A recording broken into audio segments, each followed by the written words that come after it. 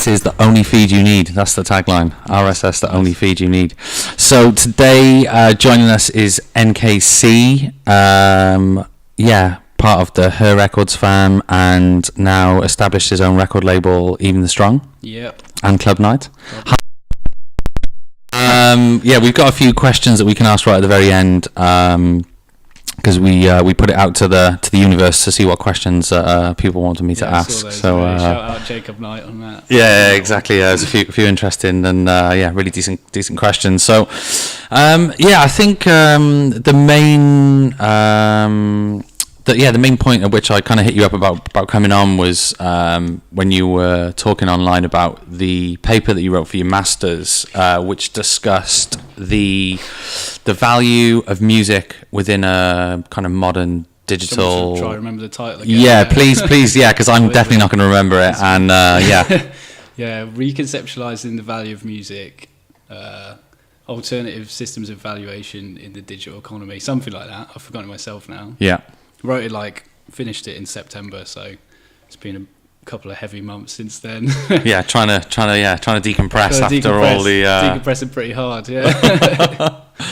Yes, indeed. So, I mean, before we kind of jump right into that, I do just want to try and cover a little bit about kind of where you grew up, relationship to music, and I suppose the kind of the relationship from and the switch from being a listener to actually producing music. So take it away. I don't know, I started making music when I was quite young. I think started playing guitar probably first when I was 10 or 11, shredding the notes, shredding the guitar. Didn't get very far in it. I think got to about 14 or 15 and I was wanted to write my own music quite early, I think. So maybe I was listener at the same time as wanting to be cool. producing. So it's been quite an early thing to actively want to maybe it's make some noise. Man, isn't it? I wanted to just play my own tunes instead of other people's. Yeah, I don't want to listen to them. Yeah. So I think I started getting more into electronic music when I've formed a band. It ended up just being me and my brother. Amazing, keep it in the family. Yeah. But we were looking for a drummer for ages, and I grew up in Herefordshire, small town. Yeah. And big up the Welsh family. Yeah. That's Welsh connection. Yeah. I mean, it is England, but it's close enough. It's close enough. Yeah. I say that to most people that are from Hereford or Ross on Wye, or I'm come on, it's the Welsh connection. If I was in Wales, then I was Welsh. You know what I mean? Of course. I'm from Monmouth or something. Well, I think wasn't it? Without getting too geeky on it, wasn't the border for England? It used to be basically. I think, as far as I was aware, that Hereford used to be in Wales. Right. This is the kind of thing that Welsh people know, man. Exactly. Well, we haven't got a lot of land. Yeah. So every kind of mile counts. Maybe but anyway, it did. Yeah. Yeah. So I was talking about the tiny little place where I'm from, basically. So there wasn't many people that actually played the drums, let alone was kind of into the same sort of music as us. Yeah. So I was into Block Party to start with, and then nice. Yeah, that kind of thing. Well, that was kind of the sort of indie dance kind of crossover. It was still pretty danceable, and it wasn't kind of full indie sort of thing. No, and they got quite electronic in their second album with sort of The Prayer and shit. I remember that being an early big drum track that I was into. Yeah. I remember that one. But so I couldn't find a drummer, so I started making all the drums on this software drum machine called Hammerhead. Yeah. And then so I'd have to record you could make loops, but you could only make them about 16 bars or something. Yeah. So I'd export them all to Audacity, to WAV, and then put them in Audacity. Amazing. Link them all together, and then have the sort of verse drums and then the chorus drums and whatever.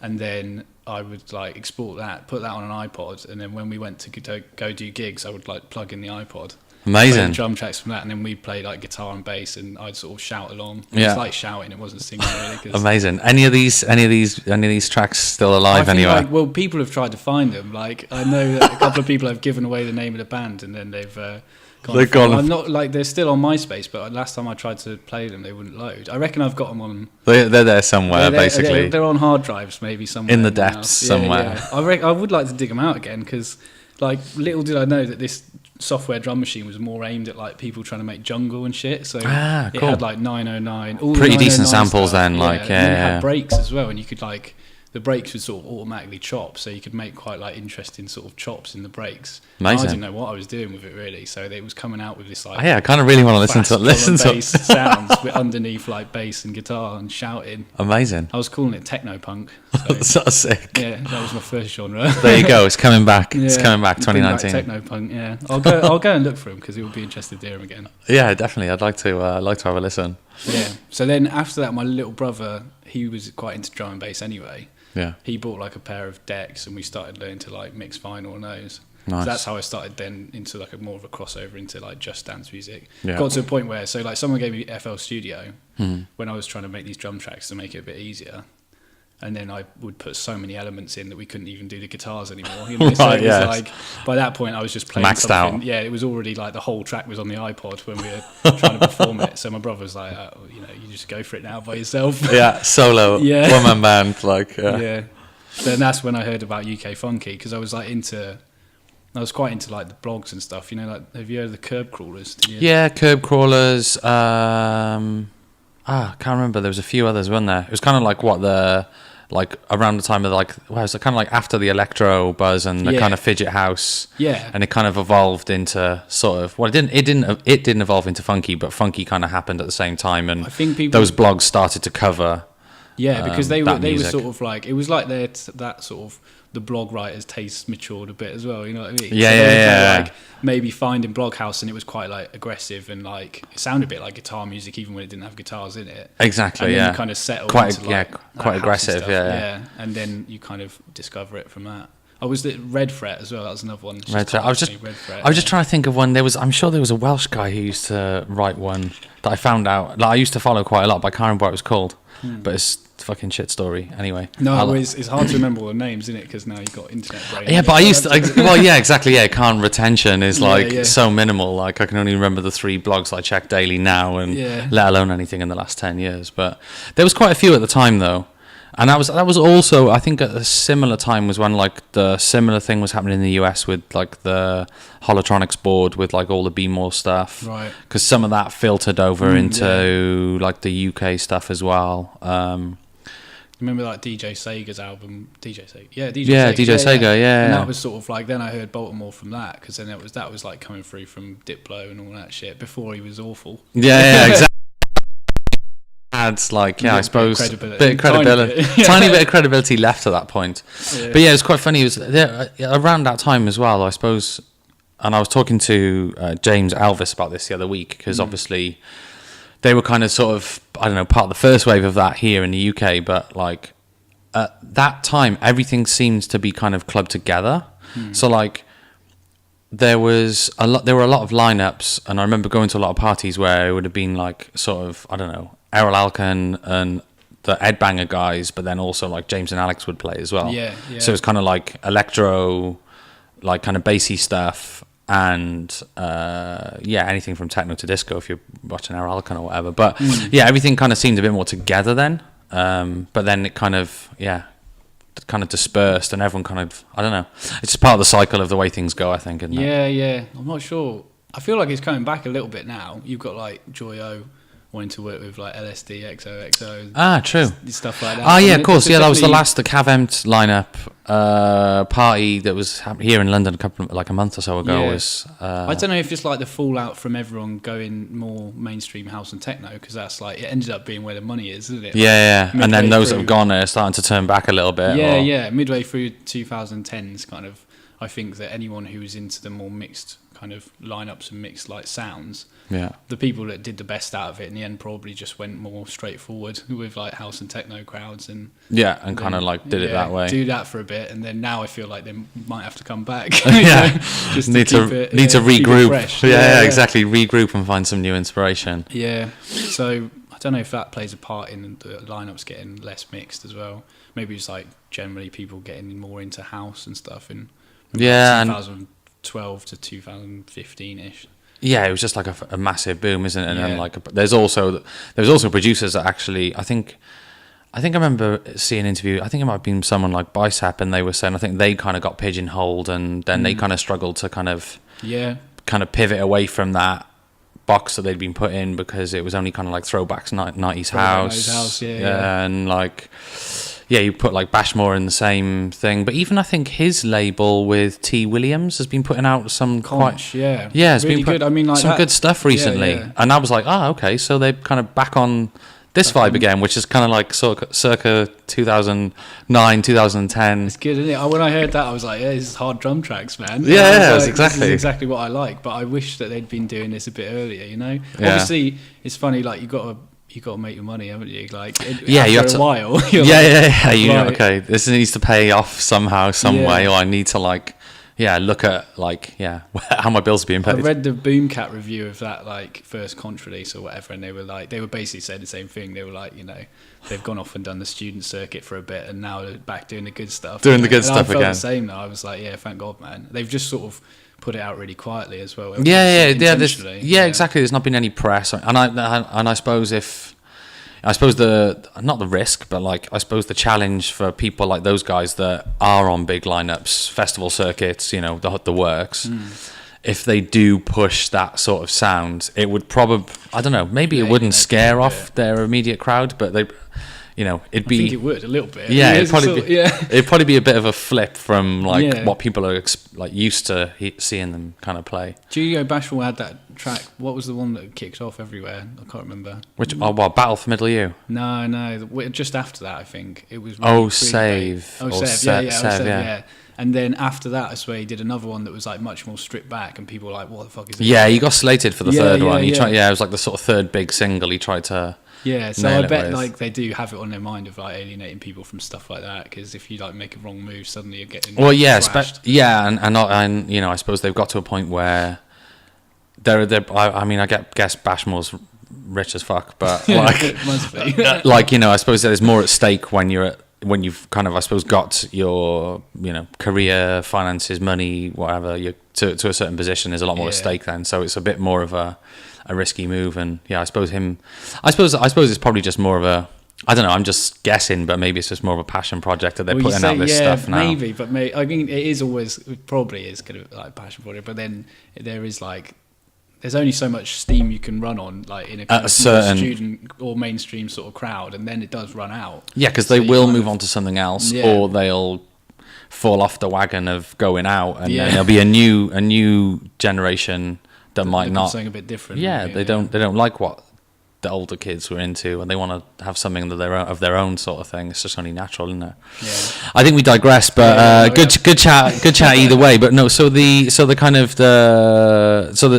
the early music production bands into DJing, what were you trying to mix? Do you say it was jungle and drum and bass? No, that's just how I learnt, really. Okay, and brother bought vinyl, and it was all the classics, which we just bought ones. I can't remember what label it was, but it was basically just, we didn't realise, but they're all the sort of old classic ones. Yeah. Origin Unknown. Probably sick. Yeah. All the OG shit. Yeah, all stuff that we just found on Goldie's compilations and stuff like that. Nice. But it was all really a bit. It was good tunes, but not really my thing. Yeah. So I just learned with that, and then when I started playing out, I think the first time I played out was I was 17, and Elvis 1990 was playing. No way. Yeah, he was playing in Hereford. I was going to say, because he went to little known. Did you go to that one? No, I didn't go to that one. But little known fact, Elvis went to university in Newport. Did he? No way. So there you go. Yeah, carry on. Sorry. Yeah. So he was at that gig, and I went up to him with a CD. I was maybe it was just before they launched the label. Yeah. So they were doing the parties, but not the label, and they just had edits up, and Elvis was pushing some hyper bass thing. That was that was the kind of tagline at the time. That was where he started, but then I think by this point he'd already moved into more house and sort of UK funky. But mixed with the kind of bassy elements. But I remember seeing him, and I was well disappointed that he didn't play the bassy stuff. But I'm sure if I saw that set again, I'd be like, this is exactly what I like. Yeah, you saw the next evolution of what he was sort of moving into. Which was more stripped back sort of UK funky sounds, I think. And then it just sounded like house to me, so I was like, this is boring, isn't it? What's this? Just awful. I mean, it sounds like I didn't enjoy the set. I did. Also, I gave him a CD, so I gave him a CD there, and I was like, it's like UK funky, but not really. And he was like, that's exactly what I like. And then he listened to the tracks, I think, while he was playing, because there was only 30 people in the crowd, 50 people in the crowd, because it's at Hereford, so it wasn't a big gig. And I think he just played one of them straight away. Was it? Yeah. So he just listened to it once, was like, yeah, all right, and then played it like while I was there. Amazing. But, I was in the smoking area. Everyone was like, oh, you should play the tune. And I was like, oh shit. Amazing, man. Yeah. So that was your first gig. That was my first gig when I was like 17. Yeah. I was playing like Lvlsvryhi. That's a pretty good. A good turnout for the first gig. It is, isn't it? Yeah. Yeah. Got the headliner playing one of your new tunes. Yeah, I know. Where did it all go wrong after that?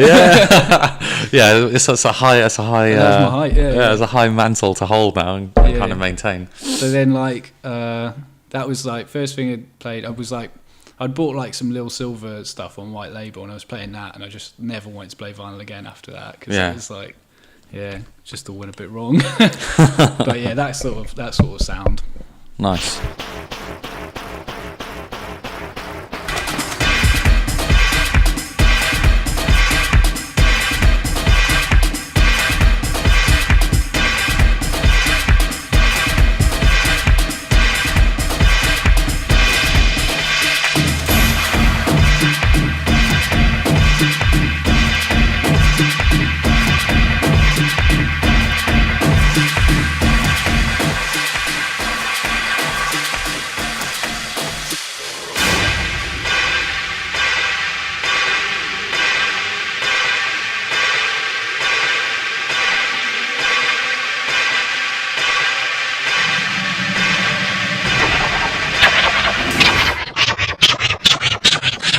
So talk a little bit about how your kind of DJing progressed into putting out the productions and the kind of hard drum sound kind of evolved. How that from the first gig to kind of where we are now. Well, yeah, that's a long time though.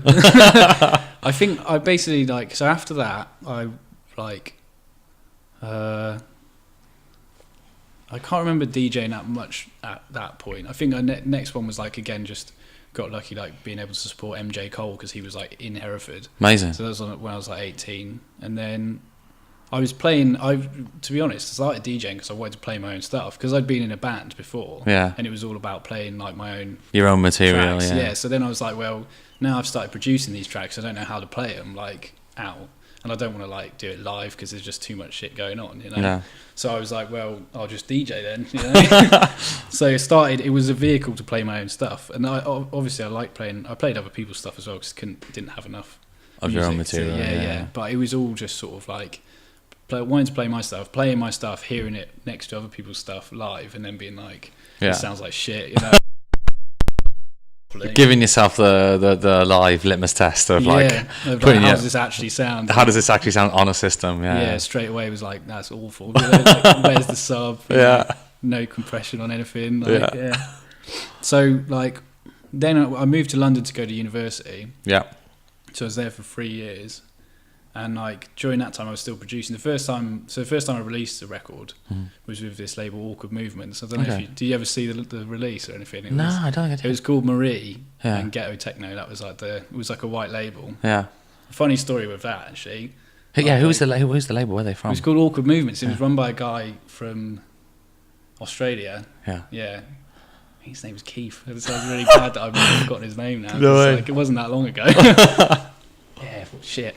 Sorry, Keith. Yeah, well, I don't know. If it's Keith. if it's Keith. Sure, it would be. Awkward Movements, I remember that. So, I was, first of all, I'd, made these tracks.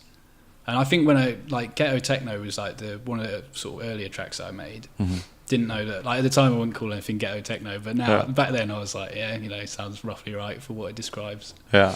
So I made the tracks, and I first of all was getting them released on this label called NSA Dubs. Yeah. It was run by a guy called Phil, and I just met him through the dubstep forum. Mm-hmm. And then so I was emailing him for ages, and then he went quiet. And then I got this email from his wife, sort of 3 months later, saying that he passed away. What? Yeah, I know. So she was like, "Oh, did you ever meet this dude?" No, I've never met him. So I mean, I don't know what happened, and it was all a bit of a mystery. And she was like, he had a heart attack. He was supposedly 38 or something. Wow, that's crazy young. Yeah. So basically after that, she was like, I've got the master of your release, and I was like, right. I didn't really know what I was expecting to get, and she just sent me a test pressing, so it wasn't what. So I just had a test pressing. Amazing. No digi files. Nothing. Yeah. So I didn't have any of the files, but I had this test pressing, and I was like, well, I want to listen to this, and I just moved to like go to uni in London, didn't have a record player with me or anything like that, deck. So went to what's the really famous record store in London? I've forgotten. Phonica, yeah. Went to Phonica with the test pressing and was like, I've got this test. I explained the story to him. Yeah, just like mad turn of events. Can I just use your equipment? Yeah. So I was going to put it on like the little listening station. He was like, oh, I'll just put it on in the store. So he put it on in the store, like turned it up really loud. And then like I was listening to it, I was like, yeah, it sounds all right. Don't know what I'm going to do now. I've got one record. Yeah. But this guy came up to me in the store and he was like, oh, is that your tune? And I was like, yeah. Like, and I told him the story and he was like, oh, I'll release it. What? I was like, no fucking way. Like, amazing. Crazy, yeah.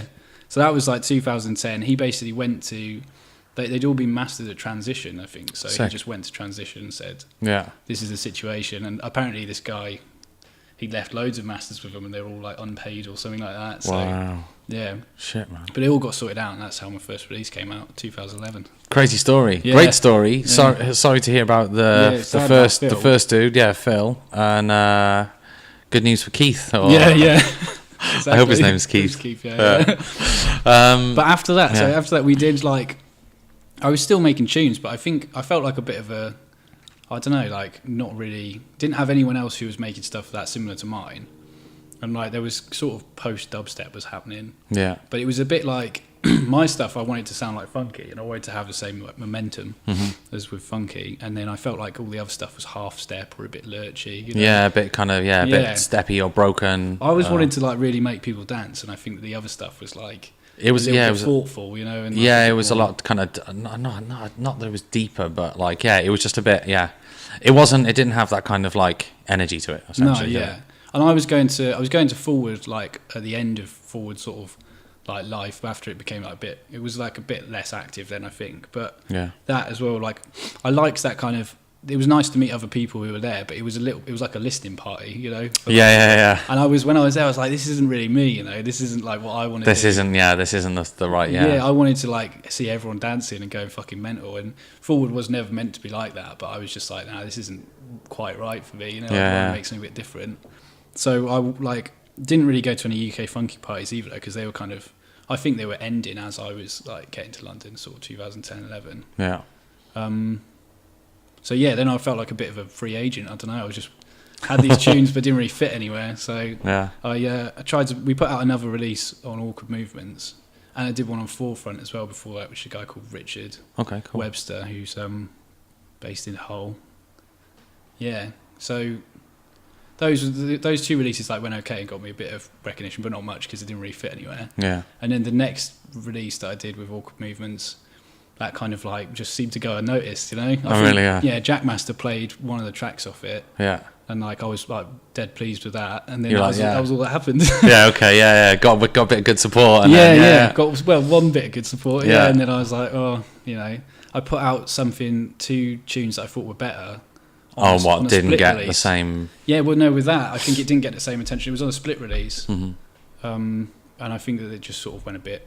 Because it was with other artists, yeah. There was people on it maybe a bit more hyped than I was at the time. Yeah. Mac and Paceman, so people were into that one. And so those went a bit like no one really. I know that MA1 started playing them. Like, cool. One of those tracks. Yeah. And Brackles was always supporting, which is good. Yeah, he's a sick DJ, man. Yeah, but I think after a while, so like 2012, this is sort of to explain why I ended up having a bit of a break, because I was kind of like, I don't really know anyone now like making music like this, and no one was really giving me any sort of hadn't really kind of like from something. So I kind of like ended up just thinking, I'm gonna, don't know, just keep it all to myself for a little bit. So I carried on making music, but was trying to do something like sounding like it was when like Hudson Mohawk and shit were popping off. Cool, yeah. So I was like, well, maybe I'll try to do that. Making more rap stuff, like stadium hip hop beats, stadium bangers. Yeah, but that wasn't me. So like I made one track like kind of I thought was like that, but it was still like 130 BPM and still like had funky drums in it and shit. Yeah. So I was like, wow, that was a bit weird. Doesn't fit either. And then I think when I started hearing Nina's stuff, which you've got to shout him out for that, is like. Then I was like, big up Tim. Yeah. People were kind of he was making stuff that sounded like roughly like my shit, and I sort of followed him early on. Yeah, like a similar sort of vibe. You're like, okay, here's someone else that that was doing similar stuff. This is just before I reckon Night Slugs club constructions and stuff like that. Before that kind Just of kicked before off, that yeah. kicked off, because I think that was maybe 2012, 13. Yeah. I sort of noticed Nina doing stuff like that a little bit earlier, maybe. Yeah, I mean, the stuff he was, the packs, I mean, there's so much of his stuff, just for the record, that he has made and not put out. And I know it's the same with a lot of DJs, but producers, but there's so much good music of his that never got released that I think, yeah. I remember there was a couple of packs that I got like in the early lot, and it was just like all of them were sick. Yeah. Well, some people just make tunes and then it's just for fun, isn't it? So never bother putting them out. Yeah, but yeah. So about that time, I was hearing stuff like that, and then I was like, all right, this is kind of coming back around a little bit. This kind of drum stuff, because it was just drums, and then I noticed more people doing it, and then I think I was a little bit more encouraged. And then I met like the Her Records guys who were doing something similar. So that was 2013, I think, and they put out their first 2 compilations, and then they just got in touch with me over SoundCloud. Sick. Big up Tom and Fred. Yeah, Tom and Fred, MM and Suda. Yes, Suda and MM. Yeah, where they got, not to go too off piste, but they was one of them in Glasgow. Fred's in Glasgow. Fred MM is in Glasgow. Yeah. And Tom's still down. Still in London. Yeah. Cool. Yeah. And Cypher? Cypher has moved to Berlin. Ah, okay. Yeah, he's working with Pan now. Like, is he? Okay. A little bit on the label side of things. Ah, cool. And so you might get more experimental. He's just had a new release. I can't remember the name of the label. Nagorka or something like that, or Gorka. Yeah. Gonna insult someone now, innit? By getting that terribly wrong. I think it's called Nautilus. It's really good. Yeah, it's quite like dramatic. Yeah. But everyone sort of went like slightly separate ways now, but that's jumping ahead a few years. Yeah. So Cypher's in Berlin. But so kind of linked with the Her guys, and obviously they'd put a few releases out. Yeah, we so they'd put out like their first couple of compilations, and I think I got involved in the third one. Maybe it was the second one. Yeah. Third one, I think. Yeah, third one, and just put one tune towards that. Yeah. And then after that, I think this is when I then started. I think this is where I ended up having the confidence to make stuff that I'd really wanted to make when I was younger, if you know what I mean. Right, like kind of had that like light bulb moment. Yeah, had that sort of boost with being like, you know what, I can just do drums and no one's going to be bothered. Because I think I was always like, make the drums, this is my favourite bit, and then I'd be like, nah, but I better put a bass and a melody on this. Because otherwise it's not going to work, or no one's going to like it. And then when it got to this stage where people were just making drum tracks, then I was like, right, I can just make that and that'll work, and turn everything up loud enough that it was still sort of works. Just make the drums fill the space. Yeah, exactly. Try to fill the space with like samples and other little elements. Yeah, exactly. So where do we go from there? So then we're up to about like 2015 now, probably. I think 2014 was probably the compilation release they did with Her Records, just one track on that, called For Yourself, and then I wasn't DJing much around this time because it was just like not enough kind of interest, hadn't really put out. This is kind of like my second wind, I think, because the first one was like a little false start with this like couple of vinyl releases, which is like mental to think now because I wouldn't like straight from the off, like first few releases like on wax. Yeah, and like people just wouldn't do that now. I don't think, not for that kind of music especially, because it just, I mean, the third one did flop on the sales, so it was like too much of a risk really. So my sort of like second win was this like 2014-15 onwards when I linked up to Her guys, because also like then I had other people who were doing something similar to me, and I was like, bouncing ideas off them much. It kind of like they a kind of vibe and an atmosphere creates then, isn't it? Because you're not just kind of like in some respects producing music is quite a isolated thing unless you're collaborating with artists. So like to kind of a team of one, to have other people making same stuff, then kind of it creates a nice vibe. So this is about 2015 now. I think I was making the tracks that then came out in 2016. I'd sort of made most of the first tracks for the first release by the end of 2015. Then they came out in May 2016 in the end, just because there's always a little there's always a bit of a delay in there. It's never immediate, So then I got a few more bookings. I was feeling a bit better about it, and then so that at the end of 2015, actually maybe as well what was important was going to the US towards the end of 2015. Because I'd sort of started making the drum tracks, and I was like finding other stuff to go with it from tribal house and from like all the UK funky stuff that I'd liked before. Yeah. I was kind of picking the tracks out of there that didn't really fit in normal UK funky, didn't have enough melody or whatever, or sounded more like what I liked, but they weren't really that close to the UK funky normal. Yeah, stuff, they were on the fringes of funky. Yeah, fringes of funky, fringes of tribal house as well. Yeah. So I was like playing lots of that stuff out, and when I went to the US, then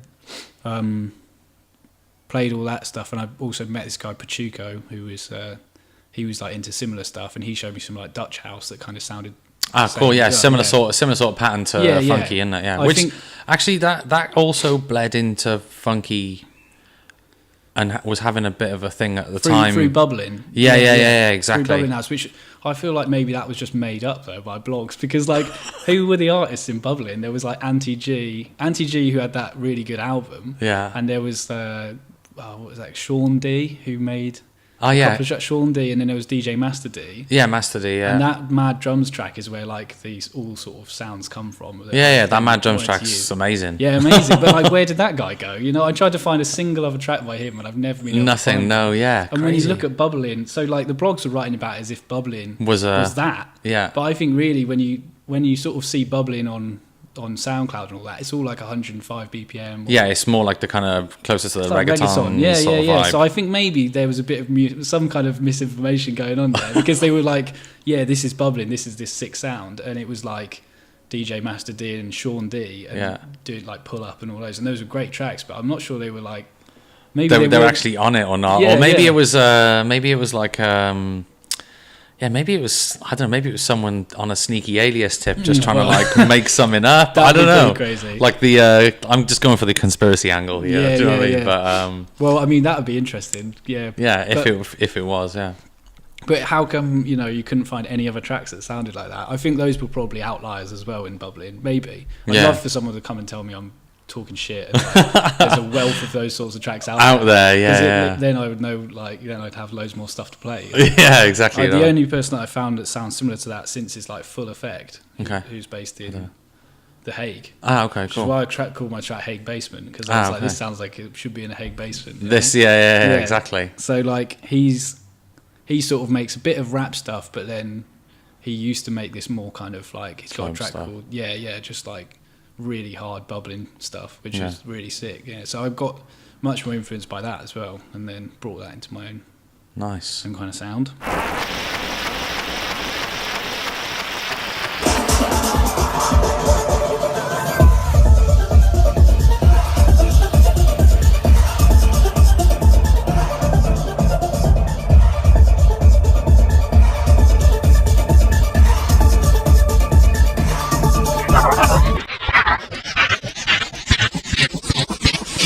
So where are we at now? Years to cover, I know, isn't it? Yeah. 2016 now, maybe. Yeah. So this is by the time I've released like. Oh yeah, I was going to say about ETS. So I went to. of course, yeah. I met Pachuco, who showed me his Dutch tracks and was playing stuff like some of that in his sets. He was just trying to find other tracks that worked with tribal house and funky as well, like me. Yeah, but just like finding different flavors. Yeah, and so then I found more Dutch stuff through him sort of showing me a couple of people like Gennaro and Villa and stuff, and then.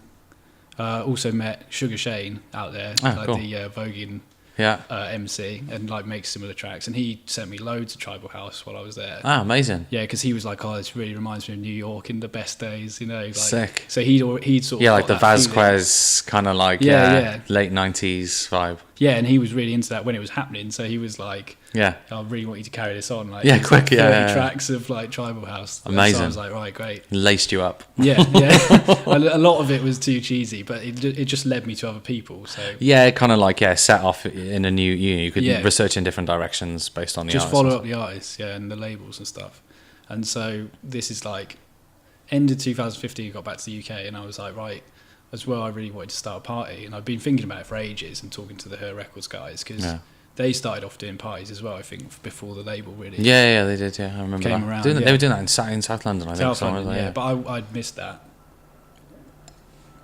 So I was like, I want to start a party, and like initially I was trying to get more. I wanted to get more crews involved, but like it's kind of hard when you've not done anything yet to like convince people to go in on something with you. So I was like, all right, maybe I'll just do it all by myself first, and then, you know, maybe people will want to join in later.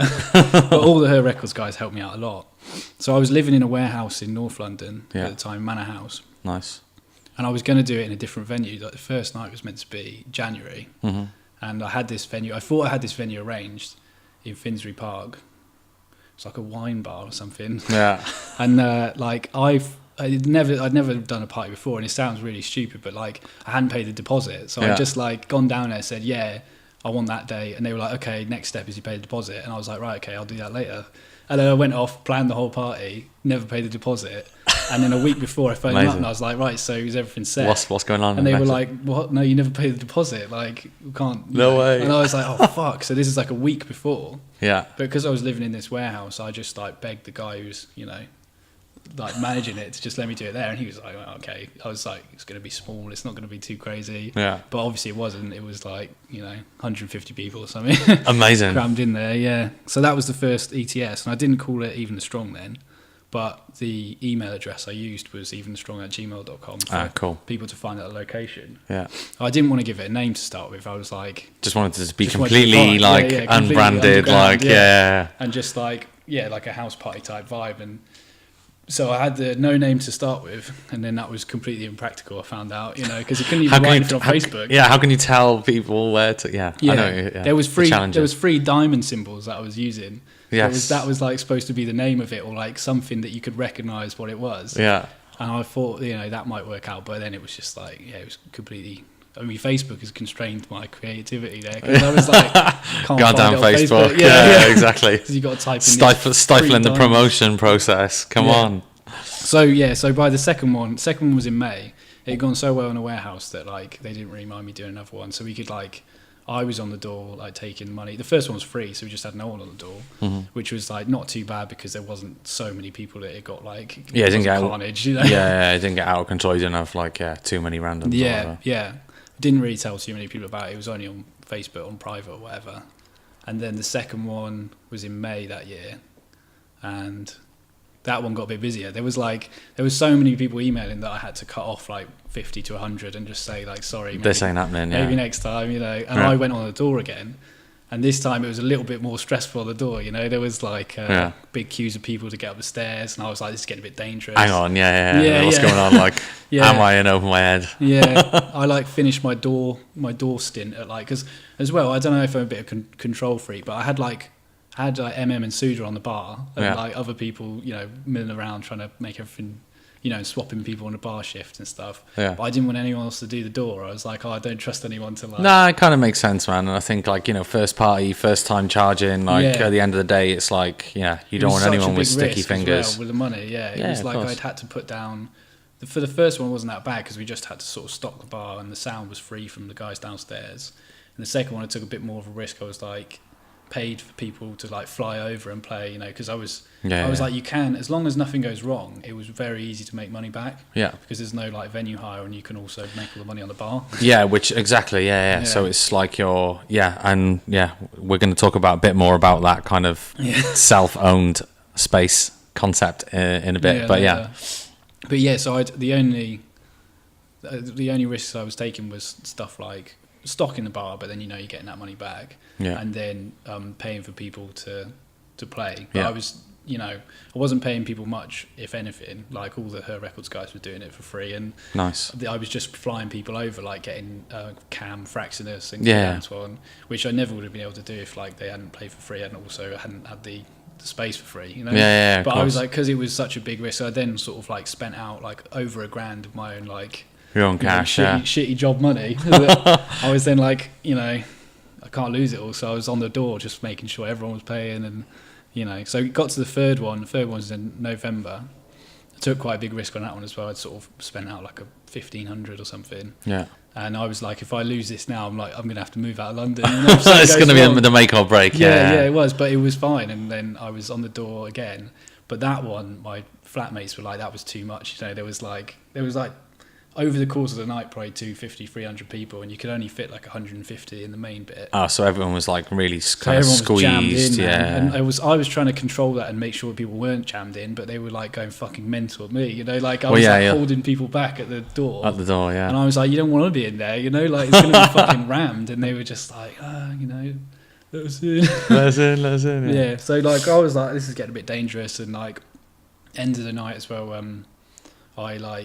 I left the door at about 6 in the morning or something to like play my set, maybe like 5:45, 6, and I did my set. And when I came back, someone had found my stamp that I'd been using on the door. I just stamped the whole kitchen, like head to toe, in like the stamp. What the this ink stamp, yeah. And there was like a couple of people just like going through the fridge, you know, like oh god, strangers. It's got a bit lawless, got totally lawless. And there was my flatmate was there kicking people out, and she was like, "You need to get rid of these guys." You know, it's getting a bit much. The line had been crossed by that point. Yeah. So like, that was November 2016, and this is like, it's kind of the start of Even the Strong. There, like by that point, I was calling it Even the Strong, and we coined the term hard drum out of the kind of my releases. So it was the hard drum party, but I was like, good as it is in this warehouse, it's got to move on now, because it's like I can't really do that again. I don't want to risk getting kicked out, basically. When I did, so I moved out as well. That was another thing. I decided to move out end of that year, because as good as the warehouse was, it was also pretty dirty all the time, and like not really like too easy living there sometimes. So I decided to call that a day, and then had to go and find new spaces, like 2017 onwards. Yeah, because you've moved the party around a little bit and found, like, just tried to find unique spaces, right? You've done a few in South and... Yeah, I guess it's been like a product of, like, having started it in the warehouse. I wouldn't have wanted to do a party, I don't think, that was, like, just in a bar or something like that. Because, like too typical. Yeah, and that music just wouldn't have worked in the way I wanted it to. I wanted to do, like, a fucking mad party, you know, be able to stay open until 6. You want the late night vibes, and because that was kind of that sweaty was the kind of music, and then like I think that you'd have to tone it down if it was in like a bar. If it was in the Alibi, that sort of thing wouldn't have really worked, you know? Yeah, it wouldn't have kind of washed the same kind of I know what you mean. You need like there's a certain certain atmosphere you're trying to create, and the music kind of evokes when in a space. You know, it's like all those things. And so I was lucky to be able to do it with all, you know, in the warehouse to begin with, where I was having to, although I was taking a financial risk, it was like no money that I didn't think I was going to get back. I kind of, as long as like I said, bar and door was so good that I could get it all back. So I was lucky to be able to do that in a space where I wanted to do it, you know, instead of having to sort of compromise and do it in bars or do it at the Yard or something like that to start with. Which, though they can be good, I don't think it was quite the right. None of it was quite the right vibe. And but then by 2017, because I've moved out, then it was like, right, I can either go to these places now, or I can try and use a bit of the money and like some of my own money again to keep finding new places that are kind of keep doing it in interesting spots. Yeah, they try to keep the same vibe. Yeah, so there was one in start of 2017 at another space just around the corner from there, which was a really good venue, but maybe not quite right, and like had to shut at 4 as well. Had to start doing advance tickets all the time, which is like massive ball ache, man. Well, it's just extra admin, isn't it? And like it has to go through goes through RA, and you don't get the money till like a week. Or maybe they pay quicker now, but I think it used to be that something like that. It's like up to a week delay before you get your money back. And I had to do Eventbrite as well, because these spaces didn't have licenses sometimes. They didn't want it on RA either. Because that was too kind of commercial way of selling tickets. Yeah. So no RA, Facebook on private, and then you're like, fuck, like I've got to. And when I was doing the warehouse, that's a challenge in itself, trying to promote a party when you're kind of not allowed to use the typical promotional methods. tools. Yeah, so I think because at least I had that run of 3 before having to do that, because then I'd built up the mailing list sort of inadvertently, because I had to email the location. So I had like 300 emails or more that I could like fire out stuff to, so I could kind of circumvent Facebook a little bit. Nice. And but that became a bit harder then that year. I managed to do 4 ETS parties in 2017 anyway, but all of them felt like a lot more of a risk than the warehouse, even though the warehouse was way more illegal, you know? Yeah, exactly. Because they were like, you know, they wanted advance tickets, they maybe didn't want it on Facebook, didn't want it on, or wanted it on private. Yeah, so it was kind of all this worry that I wasn't going to sell enough tickets, having to like really promote it on my social media. Just like incessant, like So maybe that was a bit of a different challenge in 2017 then. But I think it still managed to translate. There was still like, because we'd sort of established the vibe in 2016, then 2017 was, people still knew what was They up. knew what was going on. Yeah. And that brings us to 2018. Well, yeah. I mean, we sort of skipped my release. I did the release in 2017. But maybe we should finally get here. Yeah. No, let's talk about the release. So the release was like... Was that the start of the label as well? No, I'm talking about Tincture, Puncture, and Jewel Power. Okay, cool. Second release on her. Yeah, that was really good for me as well because that. Kind of big. Yeah, then like big Puncture push. got picked up by loads of people. Jewel Power as well. Tincture was like a bit of the weird one. Maybe people didn't know what to do with it, but still like something. Yeah, still got picked up. Yeah, really pleased with it as well. So yeah, that was. But I only sort of did that one release, I think, in 2017. But it was kind of enough to like keep it all going. Well, that and 4 parties, I think, is enough to be enough on your plate, sort of thing. Yeah, but in a way, it's nice to like want to.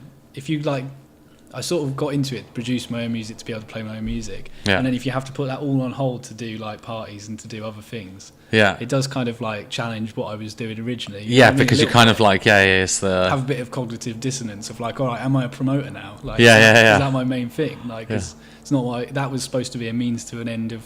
To be able to play my own productions, yeah. Now I haven't got any left, so I had to concentrate all this extra energy on the parties and all the other shit.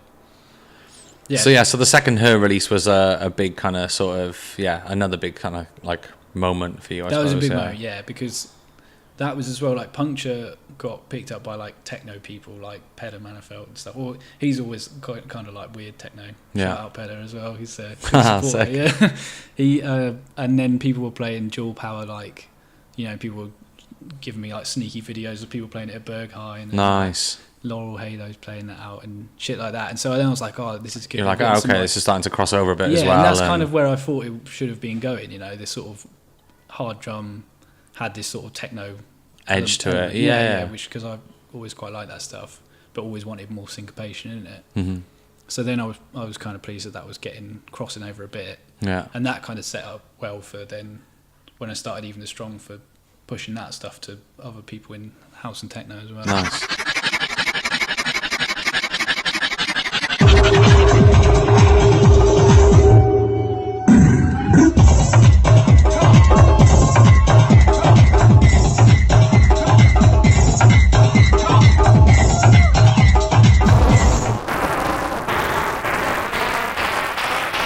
So yeah, how did the label come about then? Did that just seem like a no-brainer off the back of the parties, or? I think when I started the parties, I'd mentioned the label.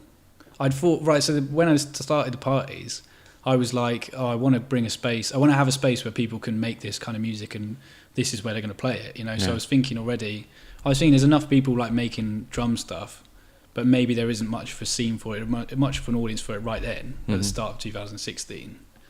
And there was definitely no sort of place where you'd go and expect to hear that every time. Yeah. So I was like, this is what I want to hear, and this is what I want people to make with me, Yeah. or like when MM's gather the troops sort of thing. Gather the troops, yeah. So MM's EP, the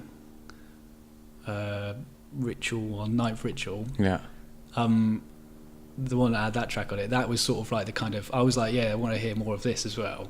And I was like, right, if we kind of get there's people like Superficie and Tash LC that were playing that similar type of music, but just wanted to make ETS like a regular home for that. And I think I had mentioned to a couple of people at the time, maybe I can turn this into a label when people start producing more stuff like this, maybe for the parties or inspired by some of the parties, then it can go into like a label, home. But so I mentioned that to DJ JM, and then he came to play one in 2016, like November 2016. He was like, when are you going to start this label? Because I've been making loads of tunes and sending these big up JM. He's another man with a lot of tracks. So many tracks, yeah. I mean, actually, I saw a tweet yesterday. He said he made 15 tracks yesterday. 15? Damn. This guy's artificial intelligence. That's my it's crazy. That's my theory. Bot, DJ JM. Hard drum bot. Yeah. He was like, oh, I thought you were going to start a label. And I was like, yeah, I was going to start a label, but I don't know, like it's a bit too much. But then he was like, well, that's what I want to release on. He was like, sick. So I was like, well, all right, I'll do it then.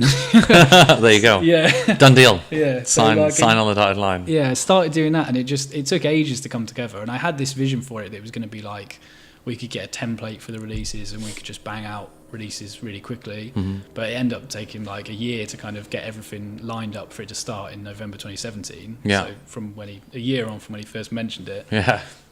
And then even now, it's like there's not been many releases since. It's been slow to go, but I'm all right with that now. I think at the time I was like, yeah, I think there's I don't know, it's a weird one. Like, and I talking about it from like how I've tried to operate stuff, and with Trax Couture, it's like, yeah, I don't know. I think sometimes you feel like, because of the pace of the way like information and internet is, I think there's just a natural, you can easily get like swept up in the speed of the way things, I don't know, evolve, get attention, how long they kind of stay there for, and like it. I think it's easy to think that it's maybe the best way to put loads of releases out, and that did work for me at one point. But then, like, you know, I think even if you kind of you stop that flow, you just need to be comfortable with it and and realize, you know, hopefully we're all here for quite a few years on this planet, so like really there is quite a lot of time. There's a bit more time, and you know, there was something that Code 9 said, like in an interview I saw ages ago. It was something like, you know, it's quite hard for some new genres to form or something. This is when people started thinking about like, why has there been nothing new like for a while, you know? And he was saying, you know, it's hard for people for genres or new styles to kind of form if they're getting kind of overexposed too quickly and stuff. And when I was doing ETS, because it was like off the Facebook and all that shit for a while, and maybe people just didn't care that much anyway. Like it kind of naturally was a little bit. Give it its own space. Yeah, a bit more space. Yeah, so it's a little bit off the internet, not too much, but. Yeah, so it's kind of the woes of the internet, and the downsides potentially. Yeah.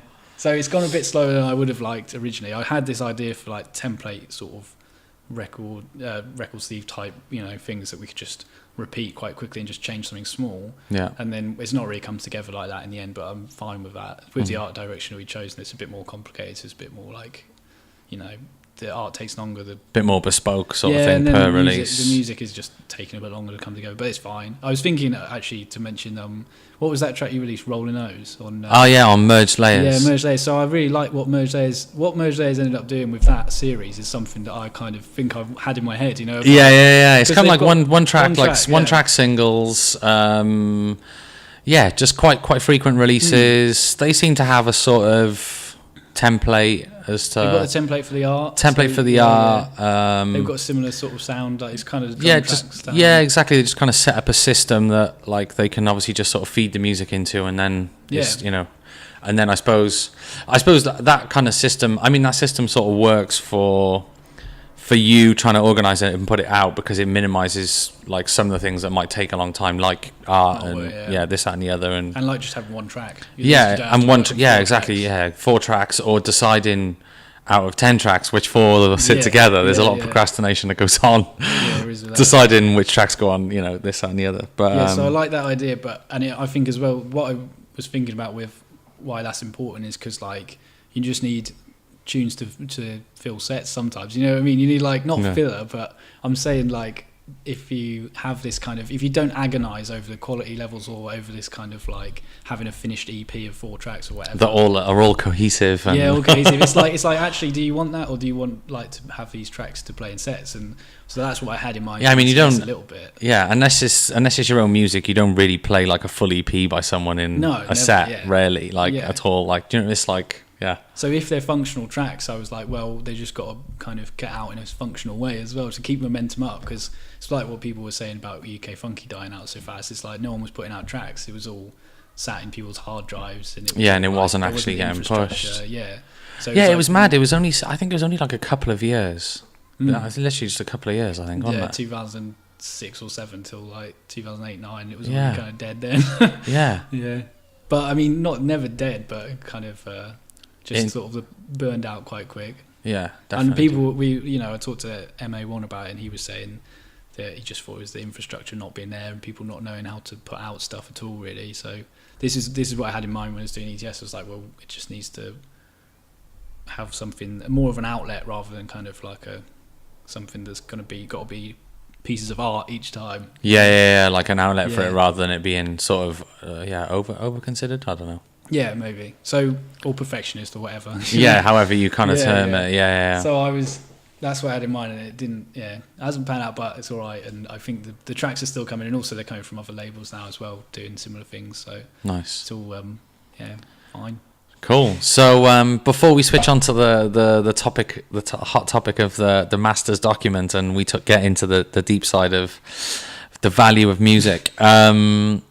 What's anything you kind of want to announce or shout out about what people can expect from the label and the parties? Kind of 2019 sort of thing. Yeah, 2019. Hopefully, more releases. Basically, I've got cool. There's stuff that I've been working with people on all throughout this year, which is not quite come together yet or not quite finished, which is definitely going to happen in 2019. So cool. I'm hoping there will be a glut of releases that finally comes out. Nice. Of the next few. Yeah. So, I mean, there's definitely going to be a couple. Hopefully, I can get out another DJ JM EP before the end of the year, but we'll see how it goes. I'm not going to rush it either. Yeah, no pressure. Yeah, it's not like he takes time to make tracks, but yeah. getting him to tweak them and then trying to fit it all together is a bit harder. Yeah. But yeah, so we've got that lined up, and then another one by is definite for early next year, I reckon. Nice. Which is going to be pretty good. Sick. I'm really excited about those tracks. They're gonna smash it for sure. So. Nice, cool. So that's the parties. I don't know. Yeah, we shall see. Yeah, basically, I did a few this year, sort of collaborating with Lemonic in Switzerland. Ah, of course, yeah. So, he did Lvlsvryhi that they kind of hosted in a little room in a sort of sauna club. It was called Club Sauna, but it's not a sauna. It was like a restaurant upstairs and then a bar downstairs. Sick. Yeah. Sounds dope. Yeah, it was really good. And then with Club Comfort as well, did something in Dublin at the start of the year. So 2018 was the year of kind of going abroad, I suppose. Yeah, and kind of But we'll be back in 2019. I think Bristol and London, hopefully.